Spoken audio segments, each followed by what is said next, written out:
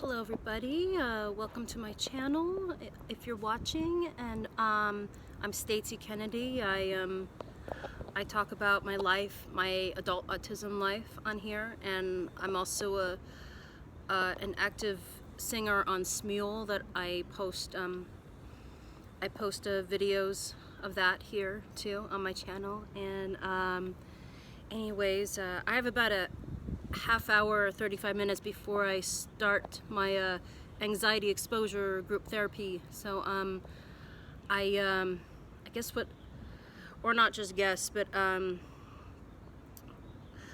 what I wanted to bring up today is, and I titled it pretty much, you'll see it, but how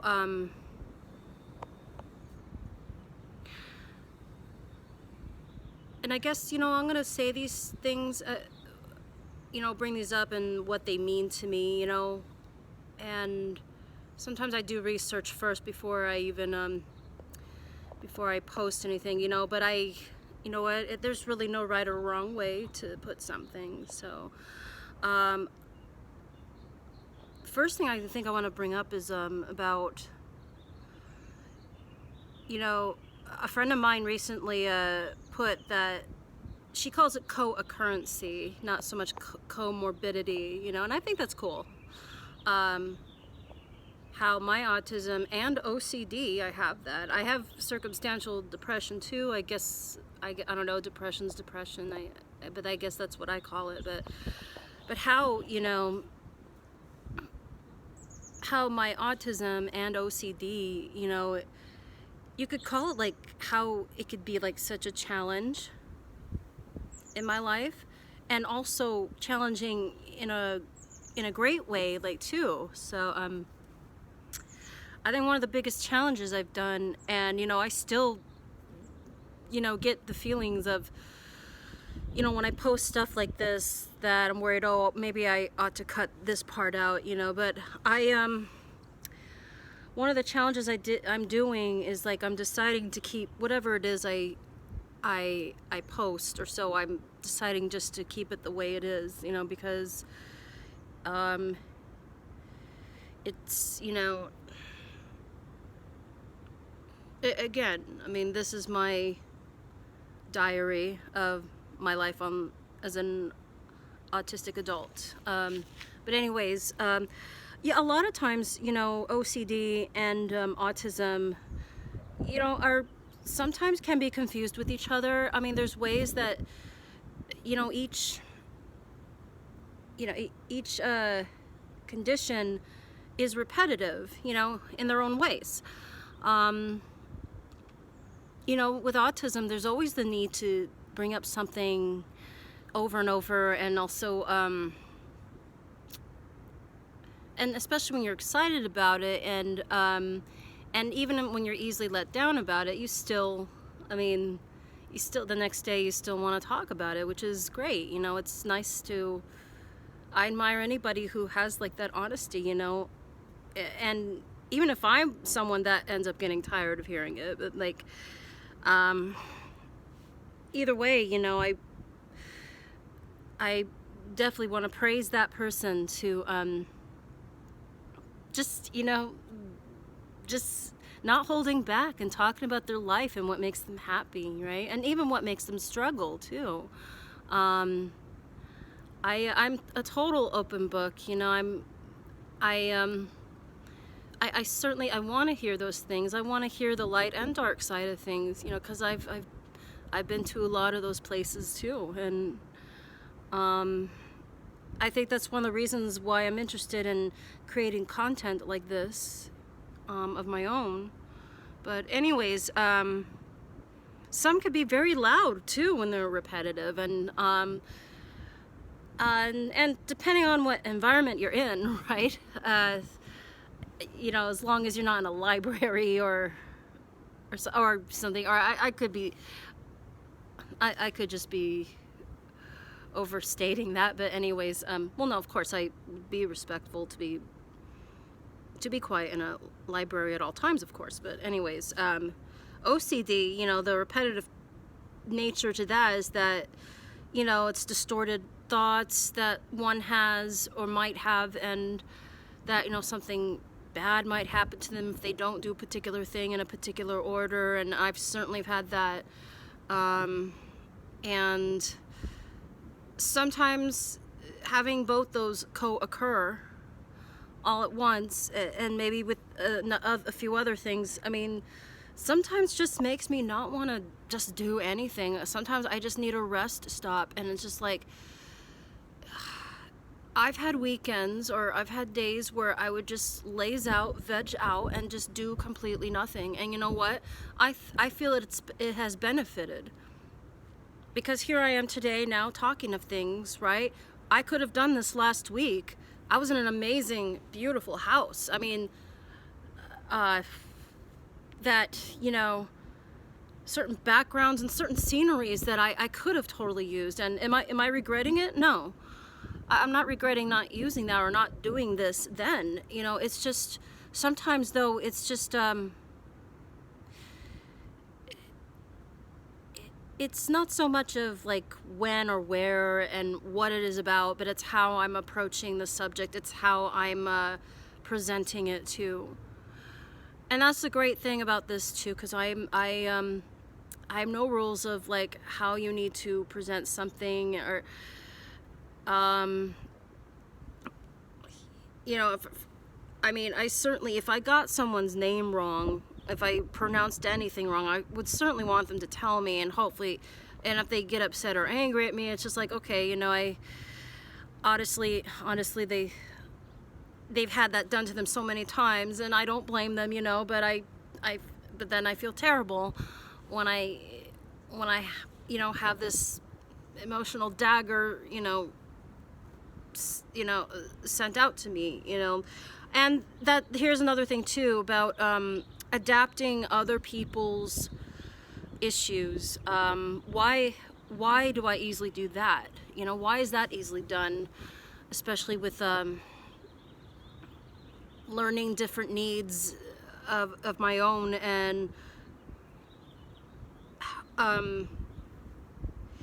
because particularly when somebody, I don't know, is just upset or lashes out or is in pain, and they seem to take it out on somebody else, it's not them, it's not that person, it's them themselves that they're having the issue with. So like, if someone like snapped at me, you know, which doesn't occur often, I'm very, you know, I'm usually very respectful of stuff like that, right?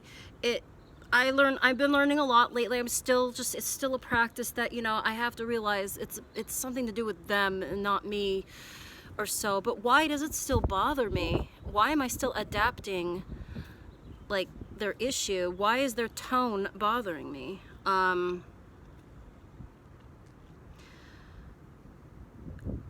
of the reasons I can think is that, and I mean, it just resonates so much, and it's very much often in my head, because it's like, you know, what the hell did I do? You know, I didn't do anything to you, so why'd you do that to me? And then they said, I'm sorry, I'm just having a bad day, you know, that kind of thing's like, oh, okay, I didn't realize that, and my apologies. And there's that, you know, and someone realizes how, I don't know, just barky that they got at someone and didn't mean to, right?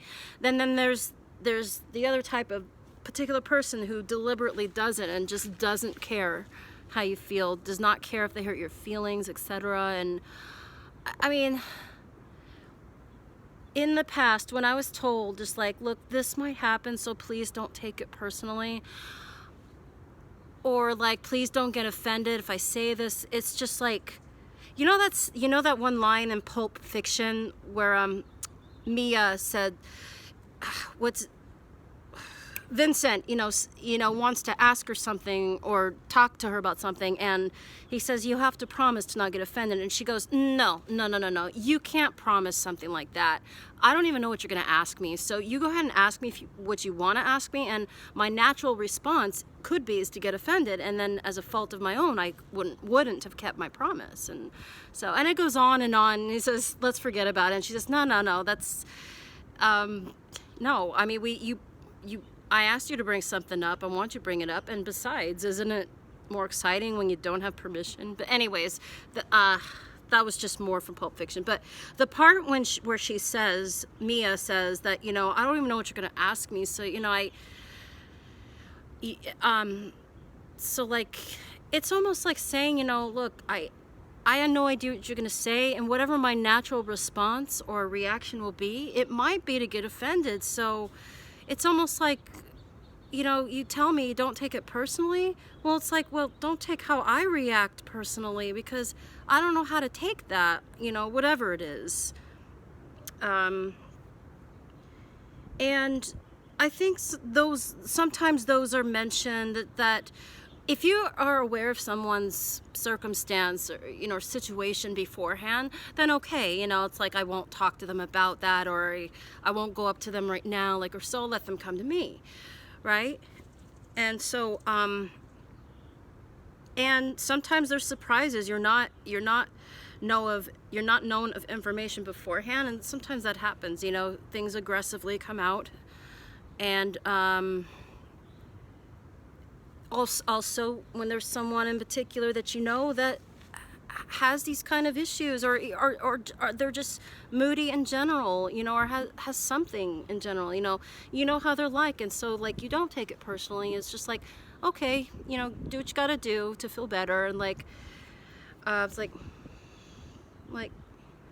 hello, how you doing? It's like, I don't care, like, okay, talk to you later. Or so, I mean, some people, they communicate with each other that way, and it doesn't bother them. It doesn't.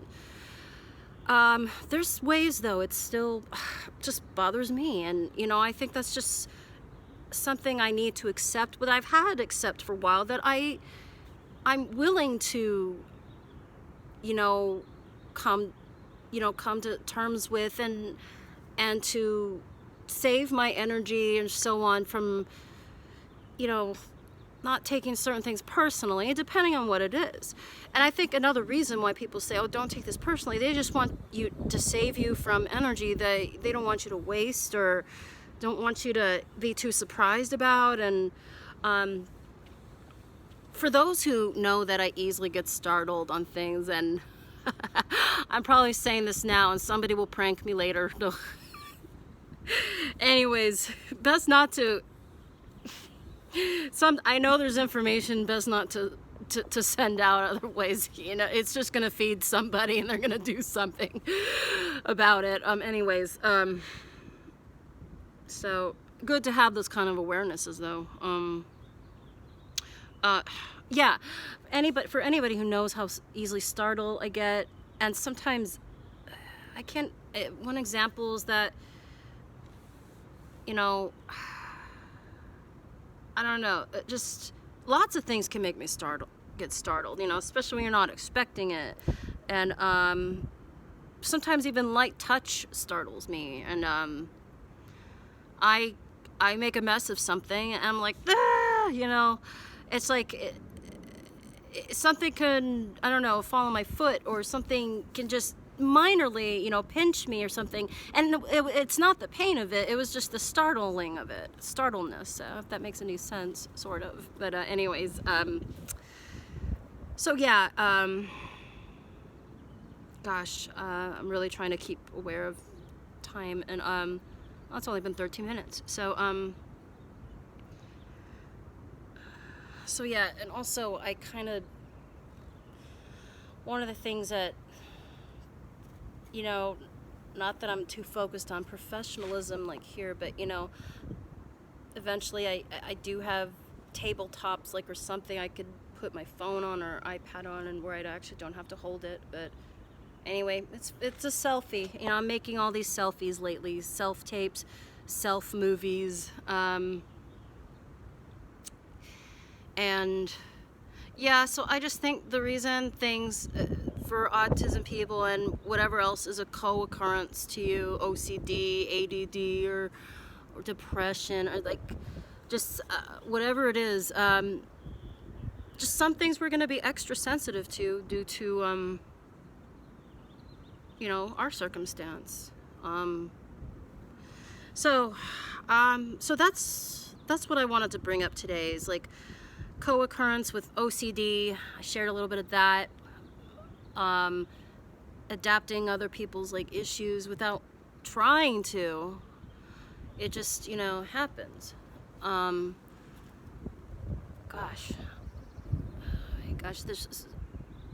there was so much swimming, like just so many ideas. I was swimming in the middle of my day today while I was in between dog walking, and I so many journals too, and I finally have newer ones so I can continue writing or creating, etc. So yeah, I think anything with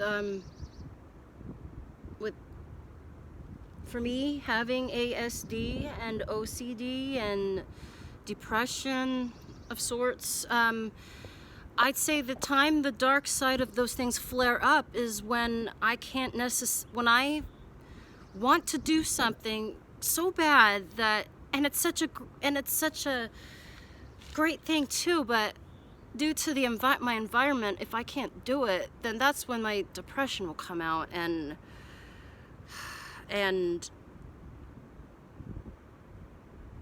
yeah, I would rather just not sit around about it, but sometimes that's what I end up doing. It's just like, you know, I'm exhausted just by looking at this, like, or that. I don't know where to fucking start.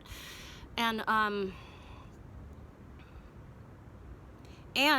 when I'm not sure about when it comes to an anxiety part of it,